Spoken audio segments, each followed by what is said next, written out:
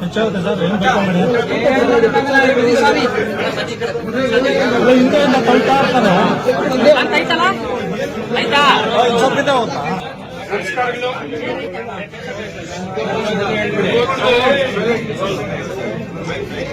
ಕೋಲಾರ ಒಕ್ಕೂಟಕ್ಕೆ 3ನೇ ಅವಧಿಗೆ ಕೋಲಾರ ಹಾಲು ಒಕ್ಕೂಟಕ್ಕೆ ಅಧ್ಯಕ್ಷರಾಗಿ ಅವಕಾಶ ಮಾಡಿಕೊಟ್ಟಂತ ನಮ್ಮ ಕರ್ನಾಟಕ ರಾಜ್ಯದ ಮುಖ್ಯಮಂತ್ರಿಗಳಾದಂತಹ ಸಿದ್ದರಾಮಯ್ಯನವರಿಗೆ, ಉಪಮುಖ್ಯಮಂತ್ರಿಗಳಾದಂತ ಮತ್ತೆ ನಮ್ಮ ಪಕ್ಷದ ಅಧ್ಯಕ್ಷರು ಆದಂತಹ ಡಿ.ಕೆ. ಶಿವಕುಮಾರ್ ಅವರಿಗೆ, ಮತ್ತೆ ಅದೇ ರೀತಿ ನಮ್ಮ ಜಿಲ್ಲಾ ಮಂತ್ರಿಗಳಾದ ಸುರೇಶ್ ಅಣ್ಣವರಿಗೆ, ಮತ್ತೆ ಸಹಕಾರ ಮಂತ್ರಿಗಳಾದಂತ ರಾಜನ್ ಅವರಿಗೆ, ಮತ್ತೆ ನಮ್ಮ ಸರ್ಕಾರದ ಎಲ್ಲ ಮಂತ್ರಿಗಳು ಕೂಡ, ಮತ್ತೆ ಸರ್ಕಾರ ಅದ್ರ ಜೊತೆಗೆ ವಿಶೇಷವಾಗಿ ಕೋಲಾರ ಜಿಲ್ಲೆಯ ನಮ್ಮ ನಾಯಕರುಗಳು, ಕಾಂಗ್ರೆಸ್ ಪಕ್ಷದ ನಾಯಕರುಗಳಲ್ಲಿ ಹಿರಿಯರು, ನಮ್ಮೆಲ್ಲರ ಮಾರ್ಗದರ್ಶಿಗಳು ಆದಂತ ರಮೇಶ್ ಕುಮಾರ್ ಅಣ್ಣವರ ಮಾರ್ಗದರ್ಶನದಲ್ಲಿ ನಮ್ಮ ಕೋಲಾರನ ಶಾಸಕರಾದಂತ ನಮ್ಮ ಮಂಜಣ್ಣವರಾಗಿರ್ಬೋದು, ಮತ್ತೆ ವಿಶೇಷವಾಗಿ ನಮ್ಮ ಎಂಎಲ್ಸಿ ಅನಿಲ್ ಕುಮಾರ್ ಅವರಾಗಿರ್ಬೋದು, ಮತ್ತೆ ವಿಶೇಷವಾಗಿ ನಮ್ಮ ನಜೀರ್ ಅಹಮದ್ ಅಣ್ಣವರು ಅವರಾಗಿರ್ಬೋದು, ಮತ್ತೆ ಎಲ್ಲಾ ಶಾಸಕರು, ನಮ್ಮ ಕಾಂಗ್ರೆಸ್ ಪಕ್ಷದ ಶಾಸಕರುಗಳು ಸಹಕಾರ, ಮತ್ತೆ ನಮ್ಮ ಆಡಳಿತ ಮಂಡಳಿ ನಿರ್ದೇಶಕರುಗಳು, ವಿಶೇಷವಾಗಿ ಹಿರಿಯರು, ಈ ಕೋಲಾರ ಒಕ್ಕೂಟ ವಿಭಜನೆ ಆಗಿ ಬೆಂಗಳೂರಿಂದ ಬಂದಿದ್ದಿನಿಂದ ಇಲ್ಲಿವರೆಗೂ ಕೂಡ ಈ ಸಂಸ್ಥೆಯಲ್ಲಿ ಒಂದು ಒಳ್ಳೆ ಕೆಲಸವನ್ನ ಮಾಡಿದಂತ ಎಂ.ಇ. ಕೃಷ್ಣಪ್ಪನವ್ರ ಮಗ ಜಯಸಿಂಹ ಕೃಷ್ಣಪ್ಪನವರು ಹಿರಿಯರು ಅವರಾಗಿರ್ಬೋದು, ಮತ್ತೆ ಇನ್ನೊಬ್ಬ ಹಿರಿಯರು ನಿರ್ದೇಶಕರು ಈಗ ಆಯ್ಕೆ ಆಗಿರುವ ನಮ್ಮ ಶ್ರೀನಿವಾಸಪುರ ಅನ್ವೇಷಣರಾಗಿರ್ಬೋದು, ಮತ್ತೆ 2ನೇ ಅವಧಿಗೆ ಮಹಿಳಾ ನಿರ್ದೇಶಕರಾಗಿ ಆಯ್ಕೆಯಾಗಿರುವ ಕಾಂತಕ್ಕ ಸೋಮಣ್ಣರಾಗಿರ್ಬೋದು, ಮತ್ತೆ ನಮ್ಮ ಶ್ರೀನಿವಾಸಪುರ ನೂತನವಾಗಿ ನಿರ್ದೇಶಕರಾಗಿ ಸಂಸ್ಥೆಗೆ ಬಂದಿರುವಂತಹ ನಮ್ಮ ಕೆ ಮಂಜು ಆಗಿರ್ಬೋದು, ಮತ್ತೆ ನಮ್ಮ ಕೋಲಾರ ತಾಲೂಕಿಂದ ನಮ್ಮ ರಮೇಶ್ ಅವರು ನೂತನವಾಗಿ ಆಯ್ಕೆಯಾದ ರಮೇಶ್ ಅವರಾಗಿರ್ಬೋದು, ಮತ್ತೆ ನಾಮಿನಿ ನಿರ್ದೇಶಕರು ಆದಂತ ಶಂಶೀರ್ ಆಗಿರ್ಬೋದು, ಮತ್ತೆ ಅದ್ರ ಜೊತೆಗೆ ಮಾಲೂರು ಇನ್ನೊಂದು ಕ್ಷೇತ್ರದಿಂದ ನಮ್ಮ ಶ್ರೀನಿವಾಸ್ ಅವರಾಗಿರ್ಬೋದು, ಇವರೆಲ್ಲರ ಸಹಕಾರದಿಂದ ಇವತ್ತು ಈ ಸಂಸ್ಥೆಯ 3ನೇ ಅವಧಿಗೆ ಅಧ್ಯಕ್ಷನಾಗಿದ್ದೀನಿ.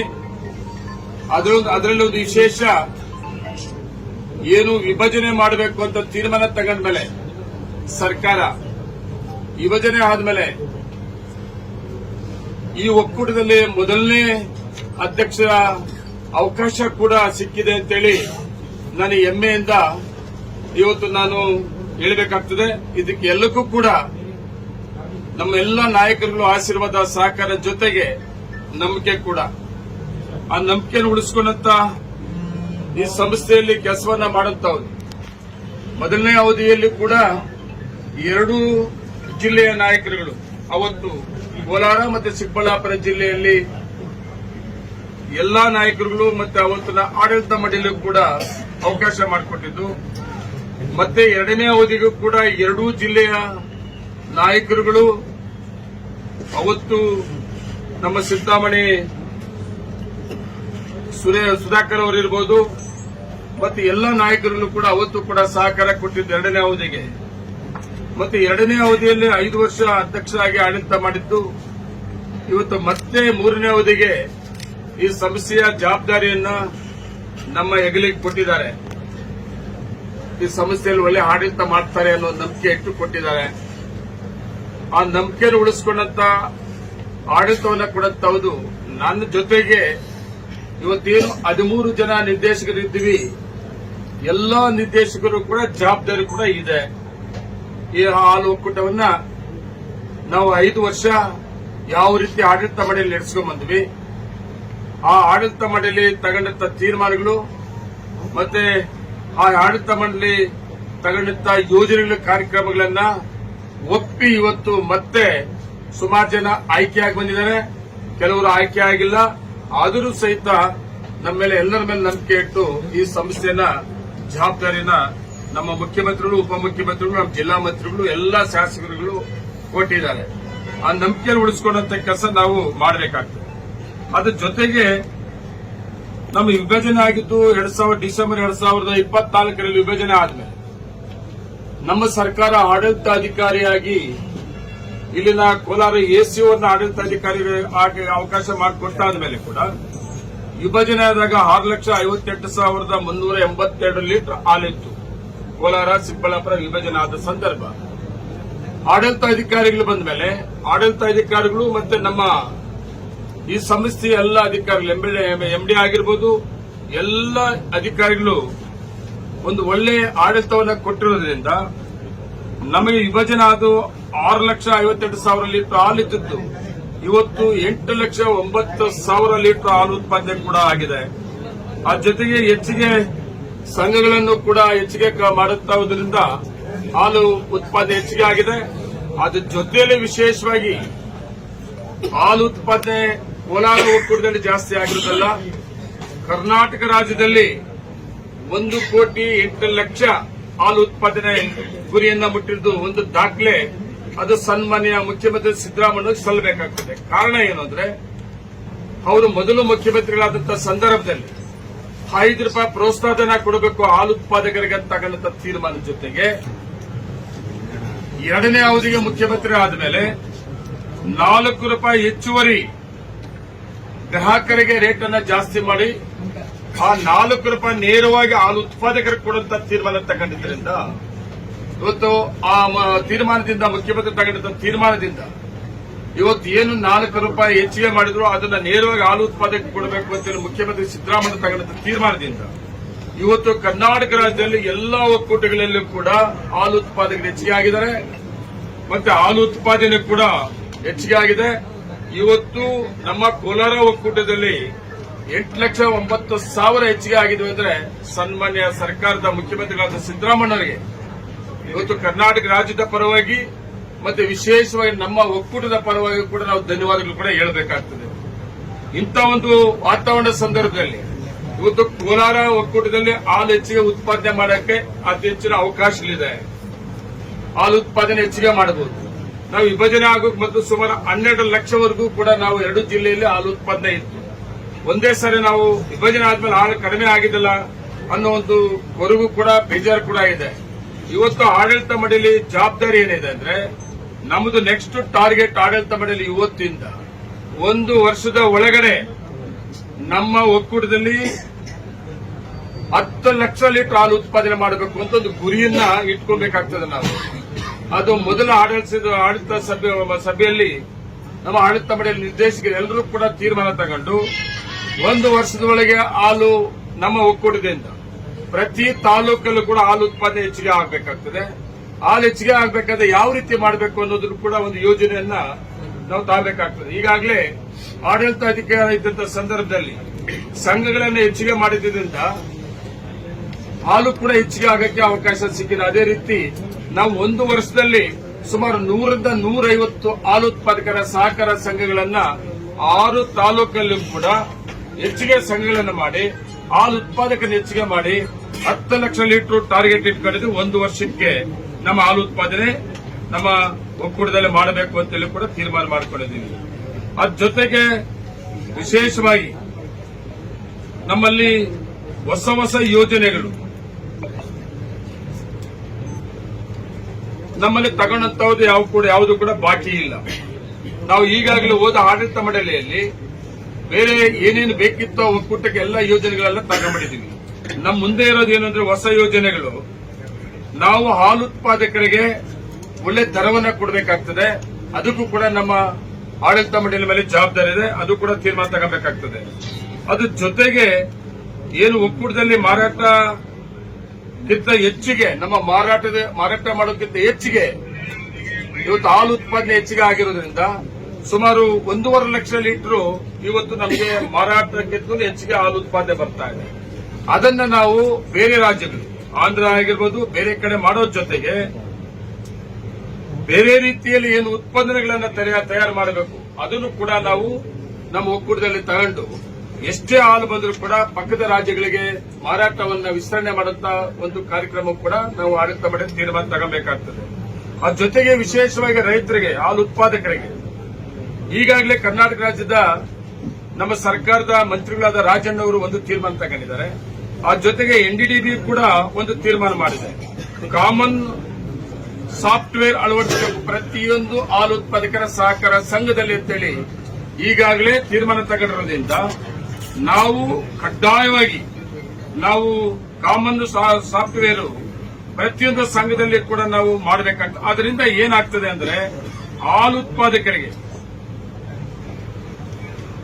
ಫ್ಯಾಟ್ ಮೇಲೆ ನಾವು ರೇಟ್ ಕೊಡಬಹುದು, ಗುಣಮಟ್ಟದ ತಕ್ಕಂಗೆ ಹಾಲು ರೇಟ್ ಅನ್ನ ಕೊಡಬಹುದು. ಅದು ಅವಾಗ ಏನಾಗ್ತದೆ, ಯಾರು ಒಳ್ಳೆ ಗುಣಮಟ್ಟದ ಹಾಲನ್ನು ಕೊಡ್ತಾರೆ ಆ ಹಾಲಿನ ಮೇಲೆ ಫ್ಯಾಟ್ ಇದ ಮೇಲೆ ರೇಟ್ ಅನ್ನ ನಿಗದಿ ಮಾಡುವಂತ ಅವಕಾಶ ಇರ್ತದೆ. ಅದನ್ನು ಪ್ರಾರಂಭ ಮಾಡಿದ್ವಿ ನಾವು. 100% ಹಾಲು ಉತ್ಪಾದಕರ ಸಹಕಾರ ಸಂಘಗಳಲ್ಲಿ ಎಲ್ಲಾ ಸಂಘಗಳಲ್ಲಿ ಕಾಮನ್ ಸಾಫ್ಟ್ವೇರ್ ಅನ್ನ ಅಳವಡಿಸುವಂತ ತೀರ್ಮಾನ ಕೂಡ ನಮ್ಮ ಮುಂದೆ ನಾವು ತಗೋಬೇಕಾಗ್ತದೆ ಆದಷ್ಟು ಬೇಗನೆ. ಅದ್ರ ಜೊತೆಗೆ ಹೋದ ಆಡಳಿತ ಮಂಡಳಿಯಲ್ಲಿ ನಾವು ಯೋಜನೆಗಳನ್ನ ಹೊಸ ಯೋಜನೆಗಳನ್ನು ತಗೊಂಡಿದ್ವಿ. ಸುಮಾರು 40 ವರ್ಷ ಆಯಿತು, 40 ವರ್ಷಕ್ಕಿಂತ ಹೆಚ್ಚಿಗೆ ಆಯಿತು. ಬೆಂಗಳೂರಿಂದ ಕೋಲಾರ ವಿಭಜನೆ ಆಗಿ ಬಂದು ಹೊಸ ಯೋಜನೆಗಳನ್ನ ತಗೊಳ್ಳಕ್ಕೆ ಅವಕಾಶ ಸಿಕ್ಕಿರಲಿಲ್ಲ. ಅಂತ ಅವಕಾಶನ ನಾವು 5 ವರ್ಷ ಆಡಳಿತ ಮಂಡಳಿಯಲ್ಲಿ, ಅದ್ರ ಜೊತೆಗೆ 5 ವರ್ಷ ಆಡಳಿತ ಮಂಡಳಿ ಅನ್ನೋದಕ್ಕಿಂತಲೂ ಆ ಮಂಡಳಿಗೆ ಸಹಕಾರ ಕೊಟ್ಟಂತ ಸರ್ಕಾರ ಸನ್ಮಾನ್ಯ ಮುಖ್ಯಮಂತ್ರಿಗಳು ಬರೀ 1.5 ವರ್ಷದಲ್ಲಿ ತಗೊಂಡಂತ ತೀರ್ಮಾನ. ನಾವು ನಮ್ಮ ಸರ್ಕಾರ ಬಂದ ಮೇಲೆ ಮುಖ್ಯಮಂತ್ರಿಗಳ ಸಹಕಾರ ತಗೊಂಡು, ಜಿಲ್ಲಾ ಮಂತ್ರಿಗಳ ಸಹಕಾರ ತಗೊಂಡು, ನಮ್ಮ ಜಿಲ್ಲೆಯ ಶಾಸಕರ ಸಹಕಾರ ತಗೊಂಡು, ಆಮೇಲೆ ಸಹಕಾರ ಮಂತ್ರಿಗಳು ರಾಜನವರ ಸಹಕಾರ ತಗೊಂಡು ನಾವು 3 ಪ್ರಾಜೆಕ್ಟ್ಗಳನ್ನ ತಗೊಂಡ್ವಿ. ಏನು ಹಳೆ ಡೈರಿ ಇತ್ತು ಸುಮಾರು 40 ವರ್ಷದಿಂದ ಅದನ್ನ ನಾವು ಹೊಸ ಯೋಜನೆಗಳನ್ನ, ಒಳ್ಳೆ ಟೆಕ್ನಾಲಜಿ ಯೋಜನೆಗಳನ್ನ ತಗೋಬೇಕು ಅಂತೇಳಿ ಎಂಬಿಕೆ ಗೋಲ್ಡನ್ ಡೈರಿ, ಎಂಬಿ ಕೃಷ್ಣಪ್ಪನ ಹೆಸರಲ್ಲಿ ಡೈರಿನ ಕಟ್ಟಬೇಕು ಅಂತೇಳಿ ಪ್ರಾರಂಭ ಮಾಡಿದ್ದು ಅದು ನಿಂತಿತ್ತು. ಅದನ್ನ ನಮ್ಮ ಸರ್ಕಾರ ಮುಖ್ಯಮಂತ್ರಿಗಳ ಸಹಕಾರದಿಂದ ಈಗಾಗಲೇ ಅದನ್ನ ಸುಮಾರು 250 ಕೋಟಿಯಲ್ಲಿ ಈಗಾಗಲೇ ಎಂಬಿಕೆ ಗೋಲ್ಡನ್ ಡೈರಿನ ಪ್ರಾರಂಭ ಮಾಡಿ ನನ್ನ ಪ್ರಕಾರ ಒಂದು ಆದಷ್ಟು ಬೇಗನೆ ಮುಗಿತಾ ಇದೆ. ಅದಕ್ಕೆ ಡಿಸೆಂಬರ್ 25 ಒಳಗಡೆ ಈ ಡೈರಿನ ಕಂಪ್ಲೀಟ್ ನಾವು ಡೈರಿ ಕೆಲಸವನ್ನ ಪೂರ್ಣಗೊಳಿಸಿ ಅದರಿಂದ ಆ ಡೈರಿ ಕಂಪ್ಲೀಟ್ ಆಗಿ ನಾವು ಏನಿಲ್ಲಿ ಹಳೆ ಮಿಷನ್ಗಳು ಮತ್ತೆ ಹಳೆ ಡೈರಿ ಇಟ್ಕೊಂಡಿದ್ವಿ ಅದು ಶಿಫ್ಟ್ ಆದ್ರೆ 1 ವರ್ಷಕ್ಕೆ ನಮಗೆ 3 ಕೋಟಿ ರೂಪಾಯಿ ಎಂಬಿಕೆ ಗೋಲ್ಡನ್ ಡೈರಿಗೆ ಉದ್ಘಾಟನೆ ಆದ್ಮೇಲೆ ಈ ಸಂಸ್ಥೆಗೆ ಉಳಿತಾಯ ಆಗುವಂತ ಅವಕಾಶಗಳು ಕೂಡ 3 ಕೋಟಿ ರೂಪಾಯಿ ಉಳಿತಾಯ ಆಗ್ತದೆ. ಅದನ್ನು ಆದಷ್ಟು ಬೇಗನೆ ಡಿಸೆಂಬರ್ 25ರಷ್ಟರಲ್ಲಿ ಉಳಿಕೆ ಕೆಲಸವನ್ನ ಮಾಡಿ ನಾವು ತಗೊಬೇಕಾಗ್ತದೆ. ಅದ್ರ ಜೊತೆಗೆ ನಮ್ಮ ಎಂಬಿಕೆ ಗೋಲ್ಡನ್ ಡೈರಿ ಮಾಡಿರೋದು ಪಕ್ಕದಲ್ಲಿ ಜಾಗ ಕೂಡ ಉಳ್ಕೊಂಡು ಇನ್ನೂ ಸ್ವಲ್ಪ ಜಾಗ ಇದೆ. ನಾವು ಹಾಲು ಹೆಚ್ಚಿಗೆ ಉತ್ಪಾದನೆ ಮಾಡೋದು, ಮಾರ್ಕೆಟಿಂಗ್ ಮಾಡೋದ್ರ ಜೊತೆಗೆ ನೂತನ ಮಾದರಿಯ ಉತ್ಪನ್ನಗಳು ತಯಾರು ಮಾಡೋದು ಕೂಡ ಆ ಖಾಲಿ ಜಾಗದಲ್ಲಿ ನಾವು ಅವಕಾಶ ಮಾಡ್ಕೊಳ್ಬೇಕು ಅಂತೇಳಿ ಅದು ಕೂಡ ಕಾರ್ಯಕ್ರಮ ತಗೊಬೇಕಾಗ್ತದೆ. ಅದ್ರ ಜೊತೆಗೆ ವಿಶೇಷವಾಗಿ ನಿಮ್ಗೆಲ್ಲ ಗೊತ್ತಿರೋದೆ, ಹೋದ ಆಡಳಿತ ಮಂಡಳಿಯಲ್ಲಿ ಸೋಲಾರ್ ಪ್ಲಾಂಟ್ ನಮ್ಮ ಭಾರತ ದೇಶದಲ್ಲಿ ಒಂದು ಮಿಲ್ಕ್ ಯೂನಿಯನ್, ಬೇರೆ ಸಂಸ್ಥೆ ಅಲ್ಲ ನಾನು ಹೇಳ್ತಾ ಇರೋದು, milk union first time 12 megawatt solar plant ಅನ್ನು ಮಾಡಬೇಕು ಅಂತ ತಗೊಂಡಂತ ತೀರ್ಮಾನ. ಆ ತೀರ್ಮಾನ ತಗೊಂಡು ಈಗಾಗಲೇ 10 ಮೆಗಾವಾಟ್ ನನ್ನ ಪ್ರಕಾರ 15-20 ದಿವಸ ಆಗಿದೆ, ಚಾರ್ಜ್ ಆಗುತ್ತಿದೆ. ಹೌದಾ? 10 ಮೆಗಾವಾಟ್ ಚಾರ್ಜ್ ಆಗಿದೆ. ಇನ್ನು 2 ಮೆಗಾವಾಟ್ ರೂಪ್ ಇದೆ. 2 ಮೆಗಾವಾಟ್ ರೂಪ್ ಅನ್ನು ಮಾಡಿದ್ವಿ. ಅದೇನು ಹಸಿರು ಮೇವು ಬೆಳೆಯಬೇಕು ಅಂತ ಅದು ಪ್ರಾವಿಜನ್ ಮಾಡ್ಕೊಂಡಿದ್ವಿ, ರೂಪ್ ಟಾಪ್ ಸೋಲಾರ್ ಅಂತ. ಅದು 2 ಮೆಗಾವಾಟ್ ನನ್ನ ಪ್ರಕಾರ ಇನ್ನೊಂದು 25 ಆಗಸ್ಟ್ ಅಲ್ಲಿ ಆ 2 ಮೆಗಾವಾಟ್ ಏನ್ ಬಾಕಿ ಇದೆ ಅದು ಕೂಡ ಚಾರ್ಜ್ ಆಗ್ಬಿಡ್ತದೆ. ಅದು ಚಾರ್ಜ್ ಆಯ್ತು ಅಂದ್ರೆ 12 ಮೆಗಾವಾಟ್ ಉತ್ಪಾದನೆ ಆಗ್ತದೆ. ನಮ್ಮ ಒಕ್ಕೂಟದಲ್ಲಿ ಪ್ರತಿ ದಿವಸ ನಾವು 48,000 ಯೂನಿಟ್ ಕರೆಂಟ್ ಬಳಸ್ತಾ ಇದ್ದೀವಿ. ಪ್ರತಿ ಡೇ 48,000 ಯೂನಿಟ್ ಬೇಕಾಗ್ತದೆ. ಆದ್ರೆ ನಮ್ಗೆ ಉತ್ಪಾದನೆ ಎಷ್ಟು ಬರ್ತಾ ಇದೆ ಅಂದ್ರೆ ಆ ಸೋಲಾರ್ ಇಂದ 14 ಲಕ್ಷ ಯೂನಿಟ್ ಉತ್ಪಾದನೆ ಮಾಡ್ತಾ ಇದೀವಿ ನಾವು. 14 ಲಕ್ಷ ಯೂನಿಟ್ ಉತ್ಪಾದನೆ ಸೋಲಾರ್ ಪ್ಲಾಂಟ್ ಇಂದ ಬರ್ತದೆ. ಅದರಿಂದ ನಮಗೆ ಈಗಿರೋ ಪ್ಲಾಂಟ್ ಏನು ಈಗಿದೆಯೋ ಈ ಪ್ಲಾಂಟ್ಗೆ ಒಂದು ದಿವಸಕ್ಕೆ 9 ಲಕ್ಷ ಯೂನಿಟ್ ಬೇಕಾಗ್ತದೆ. 9 ಲಕ್ಷ ಯೂನಿಟ್ ಬೇಕಾಗ್ತದೆ. ಇದು ಉಳಿಕೆ ಯೂನಿಟ್ಗಳು ಏನ್ ಮಾಡಬೇಕು ಅಂತಂದಾಗ ನಾವು ನೆಕ್ಸ್ಟ್ ಬೋರ್ಡ್ ಅಲ್ಲಿ ಈ ಆಡಳಿತ ಮಂಡಳಿಯಲ್ಲಿ ಒಂದು ತೀರ್ಮಾನ ತಗೋಬೇಕಾಗ್ತದೆ. ಹೆಚ್ಚುವರಿ ನಮಗೆ ಕರೆಂಟ್ ಇರೋದ್ರಿಂದ ಇದು ಚಿಕ್ಕಬಳ್ಳಾಪುರ ಕೋಲಾರಿಗೆ ಮಾಡಿದ್ದು ವಿಭಜನೆ ಆದ್ಮೇಲೆ ಅಲ್ಲಿನ ಆಸ್ತಿ ಅಲ್ಲಿ ಮತ್ತೆ ಇಲ್ಲಿನ ಆಸ್ತಿ ಇಲ್ಲಿ ಅಂತ ಏನಾಗಿದೆ ಅದ್ರ ಪ್ರಕಾರ ನಮಗೆ ಟೋಟಲ್ 12 ಮೆಗಾವಾಟ್ ಉಳ್ಕೊಂಡಿರೋದ್ರಿಂದ ನಮಗೆ 9,000 ಯೂನಿಟ್ ಜೊತೆಗೆ ಇನ್ನೂ ಹೆಚ್ಚಿಗೆ ಇರುತ್ತೆ. ಹೌದು, ನಾವು ಒಂದು ತೀರ್ಮಾನ ಮಾಡ್ತೇವೆ. ಈಗಾಗಲೇ ಬಿಎಂಸಿಗಳಿಗೆ ನಾವು ಈ ಸೋಲಾರ್ 4 ಅನ್ನ ಕೂಡ ಬಿಎಂಸಿಗಳಿಗೆ ಕೊಡಬೇಕು ಅಂತ ಕೂಡ ತೀರ್ಮಾನ ಮಾಡ್ಕೊಂಡಿದ್ದೀವಿ. ಬಿಎಂಸಿಗಳು ನಮ್ಮ ಜಿಲ್ಲೆಯಲ್ಲಿ ಟೋಟಲ್ ಬಿಎಂಸಿಗಳು ನಮ್ಮಲ್ಲಿ ಎಷ್ಟಿದೆ? 240 ಬಿಎಂಸಿಗಳಿದೆ. 240 ಬಿಎಂಸಿಗಳಿಗೆ 30 ಲಕ್ಷ ಯೂನಿಟ್ ಕರೆಂಟ್ ಬೇಕಾಗ್ತದೆ. ಪ್ರತಿ 3 ಲಕ್ಷ ಯೂನಿಟ್ ಪ್ರತಿ ಡೇ ಬೇಕಾಗ್ತದೆ. ನಮ್ಮ ಹತ್ರ ಉಳಿಕೆ ಆಗಿರುತ್ತ 4 ಅನ್ನ ಬಿಎಂಸಿಗಳಿಗೂ ಕೊಡಬೇಕು. ಅದ್ರ ಜೊತೆಗೆ ಇನ್ನೂ 2 ಲಕ್ಷ ಯೂನಿಟ್ ಉಳಿದಿರ್ತದೆ. ಅದನ್ನ ನಾವು ಬಿಎಂಸಿಗಳಿಗೆ ಕೊಡೋದ್ರಿಂದ ಏನು ಉಳಿತಾಯ ಆಗ್ತದೆ ನಮ್ಗೆ ಅಂದ್ರೆ, ನಾವು 1 ಲೀಟರ್ ಹಾಲಿಗೆ ಬಿಎಂಸಿ ಮೇಂಟೆನೆನ್ಸ್ಗೆ 32 ಪೈಸೆ ಕೊಡ್ತಾ ಇದೀವಿ. ನಾವು ಒಕ್ಕೂಟದ 32 ಪೈಸಾ ನಮ್ಮ ಒಕ್ಕೂಟದಿಂದ ಕೊಡ್ತಾ ಇದೀವಿ. ಅದನ್ನ ಕಡಿಮೆ ಮಾಡಿಕೊಂಡು ಬಿಎಂಸಿ ಇರುತ್ತ ಸಂಘಕ್ಕೆ ನಾವು ಕಡಿಮೆ ಮಾಡಿಕೊಂಡು ಈ 4 ಅನ್ನ ಹೆಚ್ಚಿಗೆ ಕೊಟ್ಟಾಗ ಇಲ್ಲಿ ಕೂಡ ಉಳಿತಾಯ ಆಗ್ತದೆ. 32 ಪೈಸಾ ಕೊಡ್ತಾ ಇದೀವಿ, ಅದರಲ್ಲಿ ಉಳಿತಾಯ ಆಗ್ತದೆ. 4 ಅವ್ರಿಗೆ ಉಳಿತಾಯ ಆಗ್ತದೆ. ಬೇರೆ ಮೇಂಟೆನೆನ್ಸ್ ಏನಿರುತ್ತೆ ಅದು ಮಾತ್ರ ಕೊಡಬೇಕು ಅಂತ ಕೂಡ ತೀರ್ಮಾನ ತಗೋಬೇಕಾಗ್ತದೆ. ಅದ್ರ ಜೊತೆಗೆ ನಾವು ಈಗಾಗಲೇ ಒಂದು ತಿಂಗಳಿಗೆ ನಾವು 80 ಲಕ್ಷ ಈಗ ನಾವು ಕರೆಂಟ್ ಬಿಲ್ ಕಟ್ತಾ ಇದೀವಿ. ಈಗ ಈ ಒಂದ್ರದ್ದು ಮಾತ್ರ ಹೇಳ್ತಾರೆ ನಾವು 80 ಲಕ್ಷ ಕಟ್ತಾ ಇದೀವಿ. ಒಟ್ಟಾರೆ ನಾವು 1,30,30,00,000 ಕೊಡ್ತಾ ಇದೀವಿ. ಬಿಎಂಸಿ ಈ ಪ್ಲಾಂಟ್ 1,30,30,00,000 ಈಗಾಗಲೇ ಕಟ್ತಾ ಇದೀವಿ. ಅದ್ರ ಜೊತೆಗೆ ನಮಗೆ ಈ ಬಿಎಂಸಿಗಳು ನಾವು ಹೊರತುಪಡಿಸಿ ಬಿಎಂಸಿಗಳು ಬಿಟ್ಟು ನಮ್ಮ ಹಾಲು ಉತ್ಪಾದಕರ ಸಹಕಾರ ಸಂಘಗಳು 750 ಸಂಘ ಇದೆ ನಮ್ಮ ಕೋಲಾರ ಜಿಲ್ಲೆಯಲ್ಲಿ. ಆ ಸಂಘಗಳು ಕೂಡ ಇವತ್ತು ಕರೆಂಟ್ ಬಿಲ್ ಕಟ್ತಾ ಇದ್ದಾರೆ, ಸಂಘ ಬಿಲ್ ಕಟ್ತಾ ಇದ್ದಾರೆ, ಪವರ್ ಬಿಲ್ ಕಟ್ತಾ ಇದ್ದಾರೆ. ಅದಕ್ಕೆ ನಾವೇನ್ ಮಾಡಬೇಕಂದ್ರೆ ನಮ್ಮ ಕರೆಂಟ್ ಹೆಚ್ಚಿಗೆ ಇರೋದ್ರಿಂದ 50% ಹಾಲು ಉತ್ಪಾದಕರ ಸಹಕಾರ ಸಂಘ ಕರೆಂಟ್ ಯೂಸ್ ಮಾಡಿ ಅಲ್ಲಿ ಸಿಸ್ಟಮ್ ಇರ್ತದೆ, ಮತ್ತೆ ಕರೆಂಟ್ ಯೂಸ್ ಮಾಡಬೇಕಾಗ್ತದೆ. ಅವ್ರನ್ನ 50% ನಾವು ರಿಯಾಯಿತಿ ಕೊಟ್ಟರು ಕೂಡ ಅದರಿಂದ ಕೂಡ ನಮಗೂ ಹೆಚ್ಚಿಗೆ ದುಡ್ಡನ್ನ ನಮಗೆ ಉಳಿತಾಯ ಆಗ್ತದೆ. ಅದ್ರ ಜೊತೆಗೆ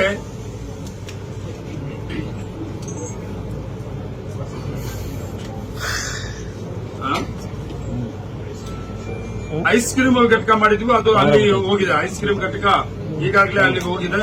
ಆಮೇಲೆ ಈ ಎಲ್ಲಾ ಯೋಜನೆಗಳು solar plant, MBK gold dairy ಮತ್ತೆ ಐಸ್ ಕ್ರೀಮ್ ಪ್ಲಾಂಟ್ ಕೂಡ ನಾವಿದ್ದಾಗೆ ನಮ್ಮ ಆಡಳಿತ ಮಂಡಳಿ ಇದ್ದಾಗ ತಗೊಂಡಂತ ತೀರ್ಮಾನ. ಮತ್ತೆ ಇದು ಎಲ್ಲಿ ಸಿದ್ದಾಮಣಿಯಲ್ಲಿ ಕಟ್ಟುತ್ತವೆ. ಈ 3 ಪ್ರಾಜೆಕ್ಟ್ ಜೊತೆಗೆ ನಾವು ಹಾಲು ಉತ್ಪಾದಕರ ಮಕ್ಕಳಿಗೆ ಸರ್ಕಾರ ಸಹಕಾರ ಕೊಟ್ಟಿದ್ರಿಂದ, ಕೆಎಂಎಫ್ ಸಹಕಾರ ಕೊಟ್ಟಿದ್ರಿಂದ ನಾವು ನಮ್ಮ 2 ಜಿಲ್ಲೆ ಹಾಲು ಉತ್ಪಾದಕರ ಮಕ್ಕಳಿಗೆ, ಹೆಣ್ಣು ಮಕ್ಕಳಿಗೆ ಹಾಸ್ಟೆಲ್ ಕೂಡ ನಾವು ಈಗಾಗಲೇ ಮಾಡಿದ್ವಿ. ಅದ್ರ ಜೊತೆಗೆ ಈಗಾಗಲೇ 250 ಮಕ್ಕಳು ಅಡ್ಮಿಷನ್ ಇದ್ದಾರೆ.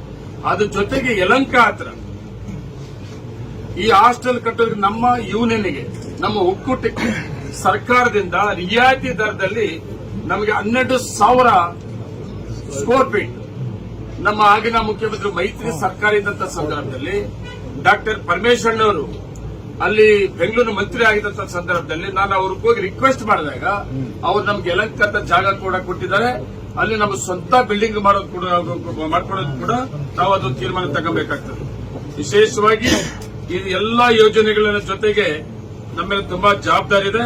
ಆ ಜವಾಬ್ದಾರಿಯುತವಾಗಿ ನಾವು ಈ ಒಕ್ಕೂಟವನ್ನು ನಡೆಸಿಕೊಂಡು ಹೋಗಂತ ಕೆಲಸ ನಾವು ನಮ್ಮ ಜಿಲ್ಲೆಯ ನಾಯಕರು ಮತ್ತೆ ಹಾಲು ಉತ್ಪಾದಕರು ಮತ್ತೆ ನಾವು ನಿರ್ದೇಶಕರು, ನಾವು ಆ ಉತ್ಪಾದಕರು ಮತ್ತೆ ನಮ್ಮ ನಾಯಕರುಗಳಿಗೆ ನಂಬಿಕೆ ಉಳಿಸಿಕೊಳ್ಳುವಂತ ಆಡಳಿತವನ್ನ ಕೊಡುವಂತ ಕೆಲಸ ನಾವು ಮಾಡಬೇಕಾಗ್ತದೆ ಅಂತ ಹೇಳ್ತಾ, ವಿಶೇಷವಾಗಿ ಇನ್ನೇನು ಬೇರೆ ವಿಷಯ ಮತ್ತೆ ನೆಕ್ಸ್ಟ್ ನಮ್ಮ ಆಡಳಿತ ಮಂಡಳಿ ತಗೊಂಡಂತ ತೀರ್ಮಾನ ನಿಮಗೆ ಮಾಹಿತಿ ಕೊಡ್ತೇನೆ.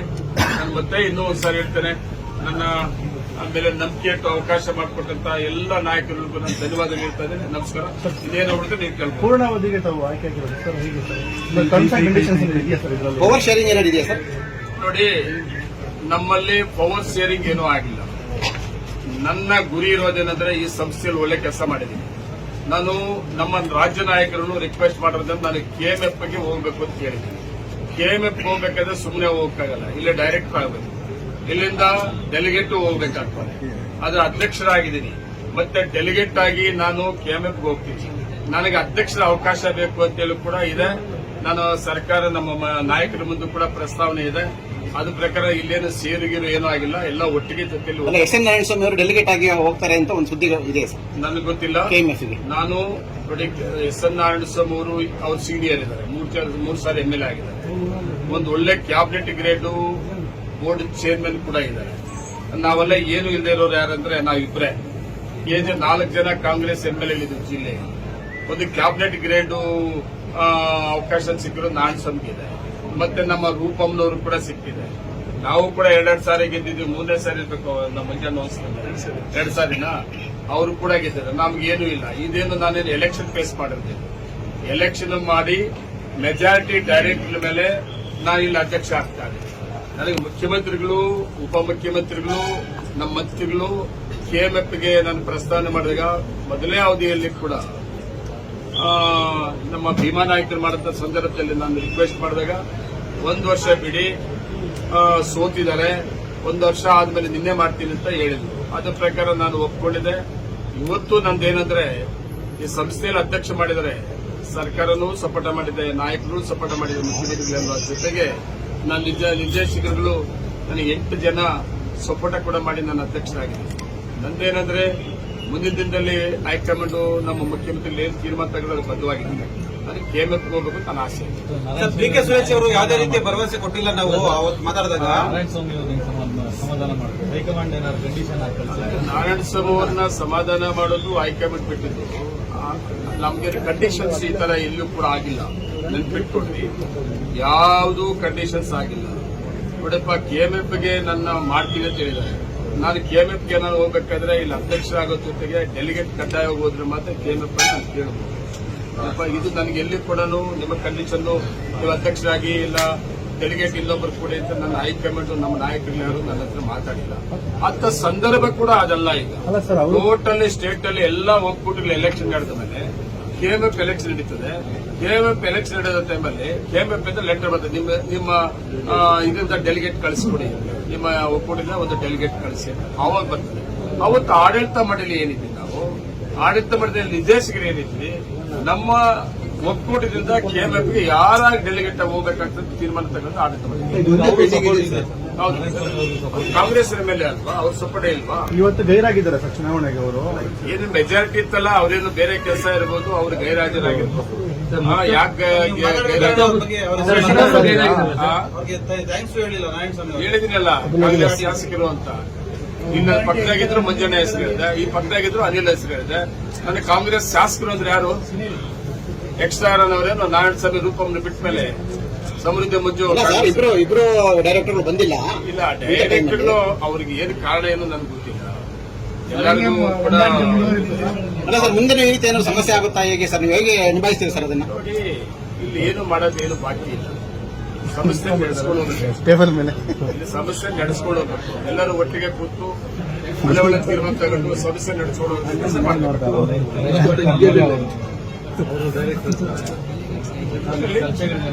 ಚರ್ಚೆಯ ಮೇಲೆ ಇರ್ತದೆ. ಸಂಸ್ಥೆ ವಿಷಯದಲ್ಲಿ ಚರ್ಚೆ ಆಗ್ತದೆ.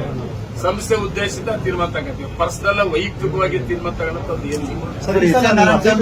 ಏನು ಫೈಟ್ ಮಾಡಿದ್ರೆ ಅಂತ ಅನಿಸ್ತದೆ. 4 ದಿನಗಳಿಂದ ಎಕ್ಸ್ಪೆಕ್ಟ್ ಮಾಡೋದು ಏನಂತಂದ್ರೆ, ಅವರು ಗೆದ್ದಿದ್ದಾರೆ, ನಾನು ಗೆದ್ದಿದ್ದೀನಿ.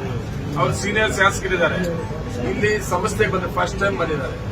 ತುಂಬಾ ಇತಿಹಾಸ ಇದೆ ಈ ಸಂಸ್ಥೆಗೆ. ಇಲ್ಲಿವರೆಗೂ ಎಷ್ಟು ಜನ ನಿರ್ದೇಶಕರಾಗಿದ್ದಾರೋ, ಎಷ್ಟು ಜನ ಅಧ್ಯಕ್ಷರಾಗಿದ್ದಾರೋ, ಈ ಸಂಸ್ಥೆಯನ್ನು ಕಟ್ಟಿದಾರಲ್ಲ, ಅದನ್ನ ನೆನಪು ಮಾಡಿಕೊಂಡು ಇವತ್ತು ಅವರು ಸೀನಿಯರ್ ಶಾಸಕರಾಗಿದ್ದು ಕೂಡ ಫಸ್ಟ್ ಟೈಮ್ ಇಲ್ಲಿ ನಿರ್ದೇಶಕರಾಗಿ ಬಂದಿದ್ರು ಕೂಡ ರಾಜಕಾರಣ ಬೇರೆ ರೀತಿಯಲ್ಲಿ ಮಾಡೋದು, ನಾವು MLA ರಾಜಕಾರಣ ಮಾಡೋದು ಬೇರೆ ರೀತಿ ಇರ್ತದೆ. ಈ ಸಂಸ್ಥೆಯಲ್ಲಿ ಕೆಲಸ ಮಾಡೋದು ಬೇರೆ ರೀತಿ ಇರ್ತದೆ. ಸರ್ಕಾರದ ಅನುದಾನಗಳೆಲ್ಲ ಸಂಸ್ಥೆಯಲ್ಲಿ ಹಾಲು ಉತ್ಪಾದಕರು ಕೊಟ್ಟಂತ ಹಾಲನ್ನ ಮಾರಾಟ ಮಾಡಂತ ದುಡ್ಡಲ್ಲಿ ಹಾಲು ಉತ್ಪಾದಕರು ಮತ್ತೆ ಸಂಸ್ಥೆಯಲ್ಲೇ ಕಟ್ಟಂತವ್ರು ಅದಕ್ಕೆ ಸಹಕಾರ ಕೊಡ್ಬೇಕಂತ ಅವರು ಕೂಡ ಮಾಡ್ತಾರೆ. ಸರ್ ನಿನ್ನೆ ಹೇಳಿದ್ದಾರೆ, ಈಗ ಮುಖ್ಯಮಂತ್ರಿಗಳು ಭರವಸೆ ಕೊಟ್ಟಿದ್ದಾರೆ. ಹಾಲು ಉತ್ಪಾದಕರಿಗೆ ಏನಾದ್ರು ಆಫರ್ ಏನಾದ್ರು ಅನೌನ್ಸ್ ಮಾಡೋದು? ಇಲ್ಲ, ನಾನು ಅಂತರ ಮಾಡಕ್ ಬರಲ್ಲ. ಯಾವುದೇ ನಾನು ಹೇಳಿದ್ದೀನಿ ಮುಂದಿನ ಗುರಿಗಳೇನು ಯೋಜನೆಗಳು ಅಂತ ನಾನು ಅವಾಗಲೇ ಹೇಳಿದ್ದೀನಿ. ಆಡಳಿತ ಮಂಡಳಿಯಲ್ಲಿ ನೆಕ್ಸ್ಟ್ ಆಡಳಿತ ಮಂಡಳಿಯಲ್ಲಿ ಏನೇನು ತೀರ್ಮಾನ ತಗೊಬಹುದು ಹಾಲು ಉತ್ಪಾದಕರ ಪರವಾಗಿ ಇಲ್ಲಿವರೆಗೂ ನಾವು ಒಳ್ಳೆ ಆಡಳಿತಗಳು ಕೊಟ್ಟಿದ್ದೀವಿ. ಮುಂದೆ ಕೂಡ ಅಷ್ಟೇ, ಈ 5 ವರ್ಷ ಅವಧಿಯಲ್ಲೂ ಕೂಡ ಹಾಲು ಉತ್ಪಾದಕರ ಪರವಾಗಿರ್ತದೆ. ಹಾಲು ಉತ್ಪಾದಕರು ಹೆಚ್ಚಿಗೆ ಮಾಡ್ತೀವಿ, ಹಾಲು ಉತ್ಪಾದನೆ ಮಾಡಿ ಹೆಚ್ಚಿಗೆ ಮಾಡ್ತೀವಿ. ಸರ್, ಇದು ಮೂಲಭೂತ ಸೌಕರ್ಯ ನಿಧಿ ಅಂತ ಅಮೌಂಟ್ ಕಲೆಕ್ಟ್ ಮಾಡಿದ್ರಲ್ಲ, ಕಡಿತ ಮಾಡೋಕ್ಕಾಗೋದಿಲ್ಲ. ಯಾಕಂತಂದ್ರೆ ಈಗ ಎಲ್ಲ ಯೋಜನೆ ಘೋಷಣೆ ಮಾಡಾಯ್ತಲ್ವಾ, ಈಗ ಹೆಚ್ಚುವರಿಯಾಗಿ ಶೇಖರಣೆ ಆಗುತ್ತೆ ದುಡ್ಡು ಅಂತ. ನಮ್ಮಲ್ಲಿ ಈಗ ಯೋಜನೆಗಳು ಅವಾಗಲೇ ಹೇಳಿದ್ದೀನಿ, ಅವೆಲ್ಲ ಕಂಪ್ಲೀಟ್ ನನ್ನ ಪ್ರಕಾರ 5-6 ತಿಂಗಳಲ್ಲಿ ಎಲ್ಲ ಕಂಪ್ಲೀಟ್ ಎಲ್ಲ ಯೋಜನೆ ಮುಗಿದೋಗ್ತದೆ. ಮತ್ತೆ ನಮ್ಗೆ ತುಂಬಾ ಉಳಿತಾಯ, ಪವರ್ ಬಿಲ್ ಉಳಿತಾಯ ಆಗ್ತದೆ, ವೇಸ್ಟೇಜ್ ನಮ್ಗೆಲ್ಲ ಆಗ್ತದೆ, ಅದು ಉಳಿತಾಯ ಆಗ್ತದೆ. ಇದೆಲ್ಲ ಹಾಲು ಉತ್ಪಾದಕರಿಗೆ ಹೆಚ್ಚಿಗೆ ದರವನ್ನ ಕೊಡುವಂತದ್ದು ತೀರ್ಮಾನ ತಗೊಂಡು ಬೇರೆ ಹೊಸದಾಗಿ ಪ್ರಾಜೆಕ್ಟ್ ಯಾವ್ದು ಮಾಡೋಕ ಅಂತವ್ದೇನು ಇಲ್ಲ ನಮ್ಗೆ. ಅಲ್ಲ, ಅದು ₹1 ಕಡಿತ ಮಾಡಿದ್ರೆ ಹೆಚ್ಚುವರಿ ಸಿಗುತ್ತಲ್ಲ ರೈತರಿಗೆ. ಯಾವ್ದು ಮೂಲಭೂತ ಸೌಕರ್ಯ ನಿಧಿ ನೋಡಿ, ಅಂತ ಮೂಲಭೂತ ಸೌಕರ್ಯ ನೆನಪು ಮಾಡಿದ್ರೆ ಒಂದು ನೆನಪು ಮಾಡ್ಕೋಬೇಕಷ್ಟೇ. ನಾನು ಇವತ್ತಿಲ್ಲ, ಅವ್ರು ರಿಟೈರ್ಡ್ ಆಗಿದ್ದಾರೆ. ನಾನು ಫಸ್ಟ್ ಟೈಮ್ ಅಧ್ಯಕ್ಷನಾಗಿದ್ದಾಗ ನಾನು ಎಷ್ಟು ದಿನ ಇರ್ತೀನಿ ಸಂಸ್ಥೆಯಲ್ಲಿ ಏನಾದ್ರು ಮಾಡಬಹುದು ಅಂತ ದಿನಾಚರಣೆ ಮಾಡ್ತಾ ಇದ್ದೆ ನಾನು. ಅವಾಗ MD ಸ್ವಾಮಿ ಅಂತ ಒಬ್ಬ MD ಇದ್ರು, ಅವರೊಂದು ಮಾತನ್ನ ಹೇಳಿದ್ರು ನನಗೆ, ಸರ್ ನೀವೆಲ್ಲ ಮಾಡಬೇಕು ಅಂತ ಹೇಳ್ತೀರಿ, ದುಡ್ಡೆಲ್ಲಿ ಸರ್ ಸರ್ಕಾರ ಕೊಡೋದಿಲ್ಲ, ನೀವು ಹೆಂಗ್ ಮಾಡ್ತೀರಿ ಅಂತ. AD ಸ್ವಾಮಿ ಅವರು ಅಂದಾಗ ಅವರೊಂದು ಹೇಳಿದ್ರು, ಏನ್ ನಾವು ಹೆಚ್ಚುವರಿ ವೇಸ್ಟ್ ಖರ್ಚುಗಳೆಲ್ಲ ಕಡಿಮೆ ಮಾಡಿ ನಾವು ಈ ಡೆವಲಪ್ಮೆಂಟ್ ಫಂಡ್ಗೆ 1 ಲೀಟರ್ಗೆ ₹1 ಫಿಕ್ಸ್ ಮಾಡ್ಕೊಂಡು ಹಾಲು ಉತ್ಪಾದಕ ತೊಂದರೆ ಆಗದಿರೋ ರೀತಿ ವೇಸ್ಟ್ ಖರ್ಚು ಮಾಡಿ ₹1 ಡೆವಲಪ್ಮೆಂಟ್ ಫಂಡ್ TNSR ಅಂತದ್ದು. ಅದಕ್ಕೆ ನಾನು ಬೋರ್ಡ್ ನ ಎಲ್ಲ ರಿಕ್ವೆಸ್ಟ್ ಮಾಡಿ ಒಪ್ಪಿಸಿಕೊಂಡು ತಗೊಂಡಂತ ತೀರ್ಮಾನ ಇವತ್ತು ₹350 ಕೋಟಿ ಪ್ರಾಜೆಕ್ಟ್ಗಳಿದೆ ನಮ್ಮ ಹತ್ರ. 3 ಕೂಡ 350 ಈಗಾಗಲೇ ನಮ್ಗೆ 260 ಕೋಟಿ ರೂಪಾಯಿ ಅವತ್ತು ಸ್ವಾಮಿ MD ಕೊಟ್ಟಂತ ಅವಕಾಶ ನಮ್ಗೆ ಸಲಹೆ. ಇವತ್ತು ನಾವು ಸಾಲಕ್ಕೆ ಹೋಗಿದೆ, ಸಾಲದ ಭಯ ಇಲ್ಲದೆ ಈ ಕರ್ನಾಟಕ ರಾಜ್ಯದಲ್ಲಿ 350 ಕೋಟಿ ಪ್ರಾಜೆಕ್ಟ್ಗಳನ್ನ ಯಾವ ಒಕ್ಕೂಟ ಕೂಡ ಸಾಲಕ್ಕೆ ಹೋಗದೆ ಮಾಡಿಲ್ಲ. ಇಲ್ಲೂ ನಾವು ಸಾಲ ಮಂಜೂರು ಮಾಡ್ಕೊಂಡಿದ್ದೀವಿ NDDB ಇಂದ. ಇನ್ನೂ ಸಾಲನ ಟೆಚ್ ಮಾಡಿಲ್ಲ ನಾವು. ಏನು ನಮ್ಮ 250 ಕೋಟಿ ದುಡ್ಡಿತ್ತು, ಆ ದುಡ್ಡಲ್ಲೇ ಈ 3 ಯೋಜನೆಗಳನ್ನ ಮುಂದುವರಿಸಿಕೊಂಡಿದ್ದೀವಿ ನಾವು. ಇಂಥ ಯೋಜನೆಗಳನ್ನ ತಗೊಂಡಿರೋದ್ರಿಂದ ವೃದ್ಧ ಆಗುವಂತಹದ್ದೇನದು ಕೂಡ ಹಾಲು ಉತ್ಪಾದಕರಿಗೆ ಹೆಚ್ಚುವರಿ ದರವನ್ನು ಕೊಡುತ್ತ ತೀರ್ಮಾನ. ಸರ್, ನಿನ್ನೆ ಈಗ SN ನಾರಾಯಣಸ್ವಾಮಿ 2 ವಿಚಾರ ಹೇಳಿದೆ ಸರ್. ಮುಖ್ಯಮಂತ್ರಿಗಳು ನನಗೆ ಭರವಸೆ ಕೊಟ್ಟಿದ್ದಾರೆ, ಡೆಲಿಗೇಟ್ ಮಾಡಿ ಕಳಿಸ್ತೀನಿ ಅಂತ ಹೇಳ್ಬಿಟ್ಟು KMFಗೆ ಅಂತ ಒಂದು, ಮತ್ತೆ ಯಾವುದೇ ಕಾರಣಕ್ಕೂ ಈಗ ದೊಡ್ಡವರಿಗೆ ಗೌರವ ಕೊಟ್ಟು ನಾನು ನಾಳೆ ನಾಮಿನೇಷನ್ ಹಾಕಕ್ಕೆ ಹೋಗ್ತಾ ಇಲ್ಲ. ಇನ್ನೊಂದೇನಂದ್ರೆ ಕೋಮಲಲ್ಲಿ ನಡೆದಿರುವಂತ ಏನು ಹಗರಣಗಳಿದಾವೆ ಅದನ್ನ ಯಾವುದೇ ಕಾರಣಕ್ಕೂ ರಾಜ್ಯ ಆಗೋ ಪ್ರಶ್ನೆ ಇಲ್ಲ, ಅದನ್ನ ತನಿಖೆ ಮಾಡಿಸ್ತೀನಿ ಅಂತ ಹೇಳಿದ್ದಾರೆ. 2 ವಿಚಾರಗಳ ಬಗ್ಗೆ ಪ್ರತಿಯೊಂದು ಸಂದರ್ಭದಲ್ಲೂ ಕೂಡ ನಾರಾಯಣಸ್ವಾಮಿ ಹೇಳಿಕೆಯನ್ನು ಸ್ವಾಗತ ಮಾಡ್ತಾ ಇದ್ದೀನಿ. ಈಗ ನಾನು ನೀವು ಹೇಳಿದ ಕಂಡೀಷನ್ ನನ್ನ ಮುಂದೆ ಎಲ್ಲಿ ಆಗಿಲ್ಲ, ನಮ್ಮ ನಾಯಕರು ನಮ್ಮ ಶಾಸಕರು ಇದ್ದಾರೆ ಇಲ್ಲಿ, ನಮ್ಮ ಶಾಸಕರ ಮುಂದೆ ಎಲ್ಲೂ ಕೂಡ ತೀರ್ಮಾನಗಳಾಗಿಲ್ಲ. ನಮ್ಮ ನಾಯಕರು ರಮೇಶ್ ಕುಮಾರ್ ಅನ್ನೋರಿದ್ದಾರೆ, ಮತ್ತೆ 2 MLAಗಳಿದ್ದಾರೆ, ನಜೀರ್ ಅಹಮದ್ ಅನ್ನೋರಿದ್ದಾರೆ. ಎಲ್ಲೂ ಕೂಡ ಈ ತೀರ್ಮಾನಗಳು ಎಲ್ಲೂ ಆಗಿಲ್ಲ. ನನ್ಗೆ ಗೊತ್ತಿಲ್ಲಪ್ಪ, ಅವ್ರಿಗೆ ಯಾರು ಹೇಳೋರು ಗೊತ್ತಿಲ್ಲ. ಅದೊಂದು ಕಡೆ ಆಗುತ್ತೆ. ತನಿಖೆ ಬಗ್ಗೆ ಇವೆಲ್ಲ ಕೇಳಿ ನನ್ನಂತೂ ರಾಜ್ಯದಲ್ಲಿ ನಾನು ಮಾಡಿರುವಂತ ಇಲ್ಲಿ ಡೆವಲಪ್ಮೆಂಟ್ಸ್ ಇವತ್ತು ನಾನು ಇನಾಮಿನೇಷನ್ ಮಾಡಿದ್ದೇನೆ. ಇವತ್ತು ಸೀನಿಯರ್ ಅಸಿಸ್ಟೆಂಟ್ ನಿರ್ದೇಶಕರಿದ್ರು ಕೂಡ ಇವತ್ತು ನಮ್ಮ ರಾಜ್ಯ ನಾಯಕರುಗಳಿಂದ, ನಮ್ಮ ಜಿಲ್ಲಾ ನಾಯಕರುಗಳಿಂದ, ನಮ್ಮ ನಿರ್ದೇಶಕರಿಗೆಲ್ಲ ಎಲ್ಲರೂ ಕೂಡ ನಂಜೇಗೌಡರು ಮುಂದುವರಲಿ ಅಂತ ನನಗೆ ಅವಕಾಶ ಮಾಡಿಕೊಟ್ಟಿದ್ದಾರೆ. ಮಾಡಬಾರ್ದಂತ ಮಾಡಿದ್ರೆ ಹಗರಣಗಳು ಮಾಡಿದ್ರೆ ಇವತ್ತು ನಾನು ನಿರ್ದೇಶಕನಾಗಿ ಇನಾಮಿನೇಷನ್ ಆಗ್ತಾ ಇರಲಿಲ್ಲ. ಇವತ್ತು ನಮ್ಮ ನಾಯಕರು ಧೈರ್ಯವನ್ನು ಪಂಗಲ್ ಕೂತಿದಾರಲ್ಲ, ಇವ್ರು ಯಾರು ಸಹಕಾರ ಕೊಡ್ತಾ ಇರಲಿಲ್ಲ. ನಾನು ಇವತ್ತು 3ನೇ ಅವಧಿಗೆ ನಾನು ಅಧ್ಯಕ್ಷನಾಗಿದೆ ಅಂತ ಹೇಳ್ತಾ ಇದ್ದೀನಲ್ಲ, ಈ ಅಧ್ಯಕ್ಷ ಅವಧಿ ಕೂಡ ನನಗೆ ಅವಕಾಶ ಸಿಗ್ತಾ ಇರಲಿಲ್ಲ. ತನಿಖೆ ಮಾಡ್ತೀನಿ ಅನ್ನೋದು ನಾನು ಸ್ವಾಗತ ಬಯಸ್ತಾ ಇದ್ದೀನಿ. 2 ಸಾರಿ ವಿಧಾನಸಭೆಯಲ್ಲೂ ಕೂಡ ಎಲ್ಲ ಕ್ವಶನ್ ಹಾಕಿದ್ದಾರೆ, ಅದಕ್ಕೂ ರಿಪ್ಲೈ ಬಂದಿದೆ. ಈಗ ತನಿಖೆ ಮಾಡೋದು ಕೂಡ ಇಷ್ಟದಪ್ಪ ಫೈಲ್ ಕೂಡ ಕೊಟ್ಟಿದ್ದಾರೆ, ನಾನು ಸ್ವಾಗತ ಮಾಡ್ತೇನೆ. ನನ್ನ ಆಡಳಿತ ಮಂಡಳಿ, ನಾನು ಒಬ್ಬ ಅಲ್ಲ, 5 ವರ್ಷ ನನ್ನ ಆಡಳಿತ ಮಂಡಳಿಯಲ್ಲಿ ಎಷ್ಟು ಜನ ನಿರ್ದೇಶಕರಿದ್ರು, ಅದಕ್ಕೆ ನಾವೆಲ್ಲರೂ ಕೂಡ ಇವತ್ತು ಗೆದ್ದಿರಬಹುದು, ಕೆಲವು ಸೋತಾಗಿರ್ಬೋದು, ಎಲ್ಲರೂ ಕೂಡ ಸ್ವಾಗತ ಮಾಡ್ತೇವೆ. ನಾವು ಒಂದೇ ಒಂದು ನಮ್ಮ ಆಡಳಿತ ಮಂಡಳಿ ತಗೊಂಡಂತ ತೀರ್ಮಾನ ಯೋಜನೆಗಳು. ಇನ್ನೊಂದು ಜನರಲ್ ಬಾಡಿ ನೋಡಿದಿರಲ್ಲ, ಜನರಲ್ ಬಾಡಿ ಬರುತ್ತದ್ದು ಯಾರು? ಹಾಲು ಉತ್ಪಾದಕರ ಸಹಕಾರ ಸಂಘ ಅಧ್ಯಕ್ಷಗಳಲ್ವಾ? ಅಧ್ಯಕ್ಷಗಳು 90% ಒಂದು ಸೈಡ್ ಆಗಿದೆ, ನೆನಪಿಲ್ವಾ? 90% ನಾವೇನಾದ್ರೂ ಮಾಡಬಾರ್ದು ಮಾಡಿದ್ರೆ ಆ ಟೇಜಲ್ಲಿ ಹತ್ತಿರ ಬರ್ಸ್ತಾರಲ್ಲ, ನಮ್ಮನ್ನ ಓಡಿಸೋರು, ನಮ್ಮನ್ನ ನಡೀರಿ ಸಾಕು ನೀವು ಮಾಡಿರೋದು ಘನ ಕಾರ್ಯಗಳು ಅಂತ. ನಮ್ಮ ಹಾಲು ಉತ್ಪಾದಕರ ಸಹಕಾರ ಸಂಘಗಳು ನಮ್ಮ ಆಡಳಿತವನ್ನ 2 ಜಿಲ್ಲೆಯ, ಅವತ್ತು ವಿಶೇಷ ನಮ್ಮ ಜಿಲ್ಲೆಯ ಎಲ್ಲ ಹಾಲು ಉತ್ಪಾದಕರ ಸಹಕಾರ ಸಂಘಗಳು ಹಾಲು ಉತ್ಪಾದಕರ ನಮ್ಮ ಪರ ಇದ್ದಾರೆ, ನಾಯಕರ ನಮ್ಮ ಪರ ಇದ್ದಾರೆ. ಇವರು ವೈಯಕ್ತಿಕವಾಗಿ ಏನಾದ್ರು ಮಾಡೋದಾದ್ರೆ ನಾನು ಸ್ವಾಗತ ಮಾಡ್ತಾ ಇದ್ದೀನಿ. ಎಲ್ಲ ಒಂದು ಕರೆದೇನಾದ್ರು ಮಾತಾಡ್ತೀರಾ ಸರ್ ನಾರಾಯಣ ಸ್ವಾಮಿ ಅವರನ್ನ ನಮಗೂ ಅವ್ರಿಗೇನು ಮನಸ್ತಾಪ ಇಲ್ಲ. ಕಾಂಗ್ರೆಸ್ MLA ಅಲ್ಲ, ನೀವು ನೋಡ್ತೀರಿ ಪ್ರತಿಯೊಂದು ಸಭೆಯಲ್ಲಿ ಹೇಳ್ತೀನಲ್ಲ 3 ಸಾರಿ MLA ಸೀನಿಯರ್ ಅಂತ. ಏನಪ್ಪ ನಾವು ಏನು ಕಾಂಗ್ರೆಸ್ ಅವ್ರು ಕೂತ್ಕೊಂಡು ಮಾತಾಡೋದೇನು ನಮ್ಗೇನು ಒಬ್ಬ ಕೂತ್ಕೊಂಡು ಮಾತಾಡಕ್ಕೆ ಅವಕಾಶ ಸಿಕ್ಕಿದ್ರೆ ಕೂತ್ಕೊಂಡು ಕಾಂಗ್ರೆಸ್ MLA ಅಂತ ಮಾತಾಡ್ತೀವಿ. ಯಾಕಂದ್ರೆ ಪದೇ ಪದೇ ಆದ ಪ್ರಸ್ತಾಪ ಮಾಡ್ತಾನೆ ಇರ್ತಾನೆ ಆರೋಪಗಳನ್ನು. ನೀವು ಹೇಗೆ ಅದನ್ನು ನಿಭಾಯಿಸ್ತೀರಿ ಸರ್? ನೋಡಿ, ಅವರು ನಾನು ಸುಮಾರು ಸಾರಿ ನಾನು ಹೇಳಿದ್ದೀನಿ, ವಯಸ್ಸಲ್ಲಿ ಚಿಕ್ಕವರಾದ್ರೂ 3 ಸಾರಿ ಶಾಸಕರಾಗಿದ್ದೀರಿ ಅಂತ. ಅವ್ರು ಕೆಲವೊಂದು ನಾನು ಒಳ್ಳೆ ಆಗಿದ್ರೆ ಯಾರಾದ್ರೂ ಸ್ನೇಹಿತರು ಯಾರನ್ನ ಹೇಳಿದಾಗ ನಾವು ಅಕ್ಸೆಪ್ಟ್ ಮಾಡಬೇಕಂತ ಯೋಚನೆ ಮಾಡಬೇಕಂತ. ಅವ್ರು ಯಾಕೋ ಏನು ಮಾಡ್ತಲ್ಲ, ಹೈಕಮಾಂಡ್ ಇದೆ, ನಾವು ಅದ್ರ ಬಗ್ಗೆ ಏನು ಮಾತಾಡಕ್ಕೆ ಹೋಗಿಲ್ಲ. ನನ್ನ ಜವಾಬ್ದಾರಿನ ತುಂಬಾ ಜವಾಬ್ದಾರಿಯುತವಾಗಿ ನಂಬಿಕೆ ಉಳಿಸ್ಕೊಡ್ತೀವಿ. ಸರಿ ಸರ್, ಮುಖ್ಯಮಂತ್ರಿಗಳು ಸರ್ ನಿನ್ನೆ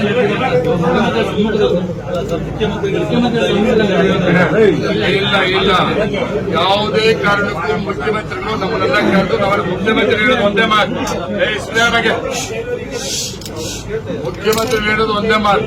ನನಗೆ ಹೇಳಿರೋದು ಅಷ್ಟೇ, ಬಂಗಾರಪೇಟೆ MLA ಅವ್ರಿಗೆ ಹೇಳಿರೋದು, ನೋಡ್ರಿ ನಾವು ಯಾರು ದೀಪಾರಂ ಕೊಟ್ಟಿಲ್ಲ, ಸಿಂಬಲ್ ಅಲ್ಲಿ ಅವ್ರು ಗೆದ್ದಿಲ್ಲ, ಅವರು ಇಂಡಿಪೆಂಡೆಂಟ್ ಇರೋದು. ಏನ್ ಮೆಜಾರಿಟಿ ಡೈರೆಕ್ಟ್ಸ್ ಇರ್ತಾರೋ ಅದ್ರ ಪ್ರಕಾರ ಮಾಡ್ಕೊಂಡ್ ಬರ್ರಿ, ನಾನು ಎಂಟ್ರಿ ಆಗಲ್ಲ ಅಂತ ಹೇಳೋರು ಯಾರೋ ಮುಖ್ಯಮಂತ್ರಿ. ಇವತ್ತು ಅದ್ರ ಪ್ರಕಾರ ಇಲ್ಲ ಆಗಿದೆ. ನಾಳೆ ಬೆಳಿಗ್ಗೆ ಮುಖ್ಯಮಂತ್ರಿ ನಮ್ಗೆ ಕರೆದಿಲ್ಲ, ಕರೆದ್ರೆ ನಾವು ಹೋಗ್ತೀವಿ. ಹೈಕಮಾಂಡ್ ಮುಖ್ಯಮಂತ್ರಿ ನಮ್ಗೆ ವಿಶೇಷವಲ್ವಾ, ನಮ್ಮ ಪಕ್ಷ ಅಧ್ಯಕ್ಷರು, ನಮ್ಮ ಜಿಲ್ಲಾ ಮಂತ್ರಿಗಳು ಏನಾದ್ರು ಕರೆದ್ರೆ ಹೋಗ್ತೀವಿ. ಅವ್ರು ಏನ್ ಹೇಳ್ತಾರೋ ಅಂತ ಹೇಳ್ತೀವಿ. ಸರ್ ಸಬ್ಸಿಡಿ ಏನಾದ್ರು ಜಾಸ್ತಿ ಆಗುತ್ತೆ ಸರ್? 5 ರೂಪಾಯಿ ಇದೆ ಈಗ ಪ್ರೆಸೆಂಟ್, ಅದನ್ನ 1 ರೂಪಾಯಿ ಜಾಸ್ತಿ ಮಾಡಬೇಕು ಅಂತ ನೀವು ಭರವಸೆ ಕೊಟ್ಟಿದ್ದೀರಿ. ಸರ್ಕಾರದ ಮುಂದೆ ಇದೆ, ಸರ್ಕಾರ ಮುಖ್ಯಮಂತ್ರಿ ತೀರ್ಮಾನ ತಗೊಳ್ಳೋದು, ಅದು ನನಗೆ ಕೊಡುತ್ತೇನೆ. Thank you. ಹೆಚ್ಚಿನ ವಿಡಿಯೋಗಳಿಗೆ ಪ್ರತಿಧ್ವನಿ ಯೂಟ್ಯೂಬ್ ಚಾನೆಲ್ ಸಬ್ಸ್ಕ್ರೈಬ್ ಮಾಡಿ, ಬೆಲ್ ಐಕಾನ್ ಕ್ಲಿಕ್ ಮಾಡಿ.